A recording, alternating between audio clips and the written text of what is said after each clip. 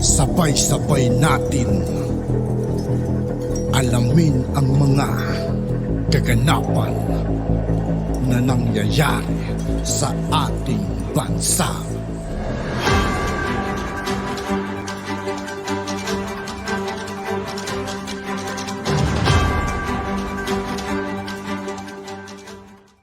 Yo, what's up mga kaibigan? This is I2K po again.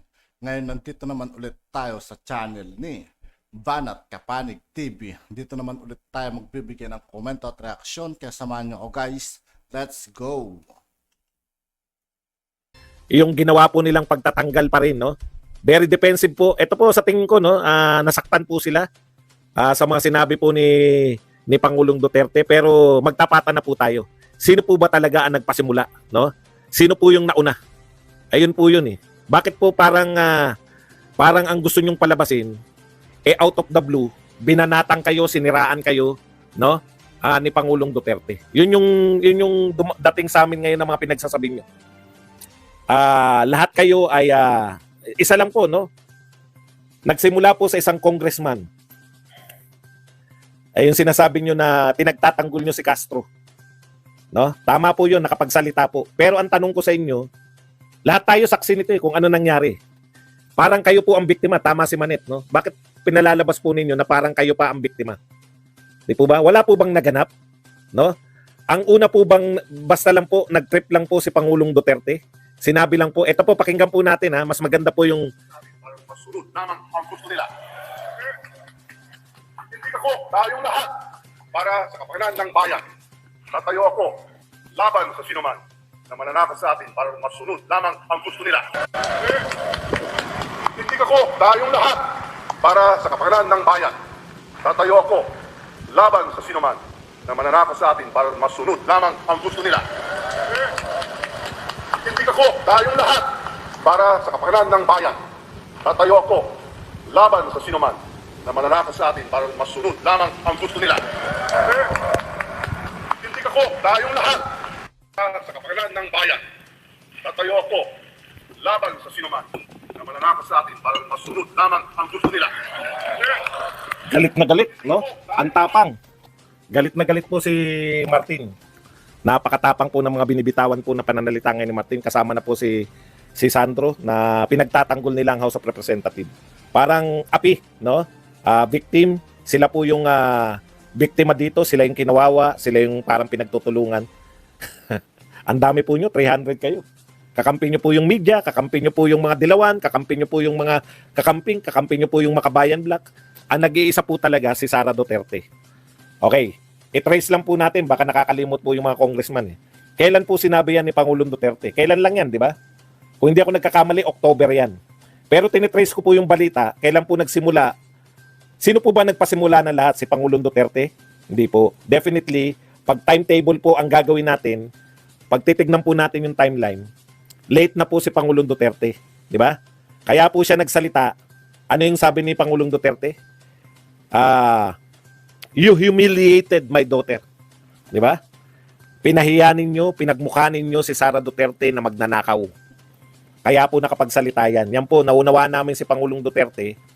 Talaga naman sinabi niya, pinakabulok, no? Ine-stress po natin, the most rotten government agency basta ganun, no? Yan po reaction sa ginawa niyo sa kanyang anak. Yung pangwawalang hiya ng Congress, yung pangwawalang hiya ng House of Representatives kay Sara Duterte. Yung pinalabas ninyo na parang napakasama ng pagkakaroon ng confidential fund. Dahil lamang sa atake ni Castro. Sino po ba? Si Castro po ba ay biktima? Si Castro po ba ay napag-initan lang ni Pangulong Duterte? Sino po ba talaga nagpasimula? Ang timetable po niyan, Yung mga kamatayan black. Yan yung mga pasimuno mga kaibigan. Mga panggulo. Wala nang ibang ginawa yung mga kamatayan black mga kaibigan kundi manggulo. hanap ng butas para makabawi sa Duterte. 2 weeks ago o 3 weeks ago lang yung mga binitawan na pananalita ni Pangulong Duterte. Pero bago po yan, no? Alam na alam po natin, tinignan ko po yung mga unang balita. Ano po yung unang balita tungkol dyan? Ha? I-refresh lang po natin, ha? ang una pong nagsabi, una pong sinabi ni Representative Castro na si Sara Duterte po ay binigyan ng illegal na pondo ng gobyerno, no? Ang dami pong pinaratangan ni Castro, pati nga po yung nagtatanggol noon. Yung first part po, yung hindi pa po kayo, yung hindi nyo pa pinagtulungan si Sara Duterte, no? Hindi pa kayo nakikisama. Si Kimbo, pinagtatanggol niya pa yung budget ni Sara Duterte. Ano ang sabi ni Castro kay Kimbo? Nagpapalaganap si Kimbo ng ano sabi niya, ng misinformation. Dahil yung budget daw ng Vice President ay illegal, sabi ni Castro. Unconstitutional. Pero buong akala ni Inday Sara Duterte, dahil bahagi siya ng super majority, akala niya bahagi siya ng unity team na kayo diyan sa House of Representatives, no? Buong tiwala si Sara Duterte na sinabi niya. Parang painit at umiinit na DDS or Duterte, SMNI, kalaban ng Congress, laban sa Congress, ay hindi ho maganda. Alam nyo, ganito yan para maintindihan nyo. Ang demokrasya, kalayaan, di ba? Demokrasya at pamamahayag, may mga limitasyon yan. Palaala lang po. Pero tayo, under democracy, mayroon tayong malayang pamahayag, malayang pag-assembly, freedom of speech, freedom of assembly, under 1987 Constitution. Pero, pag sumobra at umabuso at lumabag sa kalayaang yan, mayroon akong accountability o pananagutan ang kahit na sino. Sa media, ganun din. Lalo na po ang media ay talagang under prangkisa yan Temporary lang yan, hindi ho yung panghabang panahon. Ang pamamahayag ay malaya. Pero meron din pong limitasyon yan. Kaya nga meron tayong libel case, may mga libel, may batas tungkol sa libel, meron tayong batas tungkol sa cybercrime law o cybercrime or yung libel pa rin din po. Ganun yan Kasi yung pag-broadcast, lalo na sa radyo at telebisyon, kahit pa paano maraming nanonood nakikinig yan. Kaya hindi talaga pwedeng fake news dahil makakasira yan sa reputasyon. Ako mga kaibigan, sa totoo lang, ako nag-iingat din ako. Kaya hanggat maaari ayoko na magsalta mga kaibigan.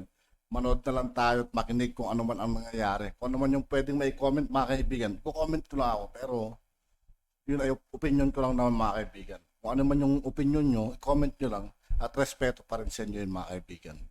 Reputasyon at pangalan ng isang tao o isang opisina o anumang organization or individual sabihin natin. Yan po yung pananagutan, accountability. Ngayon ang issue ay fake news. Sabi nila hindi fake news yan, meron silang information. Ay madali yung sabihin yung information Kasi ang lumalabas, ang information daw ng SMNI ay tagaloob ng Congress. Aba, ay yung Secretary General at buong Kongreso nagsasabing fake yan Nagsasabing hindi totoo yan. Sino yung, baka janitor, baka driver sa Congress. Ay ano namang kapabilidad nun? Ano namang kakayanan nun magsabi na may ganun? Ay yung Secretary General, yung buong Kongreso ay nagsasabing hindi totoo kaya fake news. Sabi ni Suarez. Kasi pag nagsalita ang Secretary General, kabuuan na ng Kongreso yun. Ngayon, ang yung kinuha niyo information, Congress yun yun. Janitor, vendor. Ano namang kapabilidad nun? Ano naman ang kakayanan nun? Kasi kung congressman or opisyal ng Congress ang pinagkunan ng information, ay fake news talaga yun. Kasi yung Secretary General, nagpakita ng dokumento na hindi totoo yung 1.8 billion for travel ng speaker. Ayun. So, alam niyo yung source ng information. Ako, 36 years na po ako sa broadcast, madali pong gawin yan. Yung nakuha ko yung information yan sa ibang tao. Madali pong sabihin yun. Ang problema, tinukoy niya sa Congress niya kinuha. Ayun ang mabigat. Alam mo, pag kumuha ka ng information, huwag mong sasabihin kung saan galing. Sabihin mo lang, may information ka. Pero yung pinagmalaki pa, na ang kanya daw information, sabi ng SMNI, ang kanya daw information ay galing sa Congress. Congress nga yun Sino namang iyong pinagkatiwalaan doon? Ay buong Kongreso nagsalita na walang ganon. Di fake news. Pero kung sinabi nyo na meron kayong information at hindi mo sinabi kung saan galing o anong opisina, safe kayo dyan. Safe kayo dyan. Kasi pag pinanindigan, sino ba si Eric? Pag pinanindigan niya sa Committee on Franchise na siya merong information sa Congress, pipilitin ng Congress yan. Sino dito? Janitor? Congressman? O sino? Pag hindi mo sinabi yan, delikado, baka makontempt pa nga yan. Yan. Kasi ang pag-broadcast, hindi po yan basta-basta, paalaala lang. Ako sa tagal ko na sa broadcast, alam ko yung pinanguhugutan. Inuulit ko. Kung hindi mo sinabi kung sino ang pinagkunan mo ng information, hindi maiipit yan. Pero sinabi mo ngayon, mapipilitan ka ngayon sabihin, sino yung taga-kongreso? Hindi lihiti mo yan. Na opisyal or wala yung karapatan magsabi. Kasi yung Secretary General nagsalita na hindi nga totoo. Ay naku, magkakaipitan niya. So, well, ako hindi akin nang pinapaliwanag. Bibigyan ko lang kayo ng impormasyon kung paano aabangan natin itong isyong ito. Paano i-justify ng SMNI na sila hindi fake news? Yan, ipaliwanag ko na. At yun namang pagsasama ng DDS, DS at SMNI, expected natin yan. Kasi yung Duterte, ito nagpo-broadcast sa SMNI. Yung Duterte at Kibuloy, magpartner yan. At yung mga DDS personality ay nagbo-broadcast din o nai-interview rin sa SMNI. So kaya nababansagan DDS, SMNI laban sa Kongreso. Eh ang Kongreso po ay pag-aari ng Pilipino. Pag-aari ito ng mamamayang Pilipino. So tingnan natin kung saan naabot itong isyong ito. Oportunista daw At yun nga po mga kaibigan, dito po nagtatapos ang ating reaction video. Muli ako po si I2K ng Sundalo ng Tunggalo. Maraming salamat sa patuloy na pagsuporta. Yeah, peace out.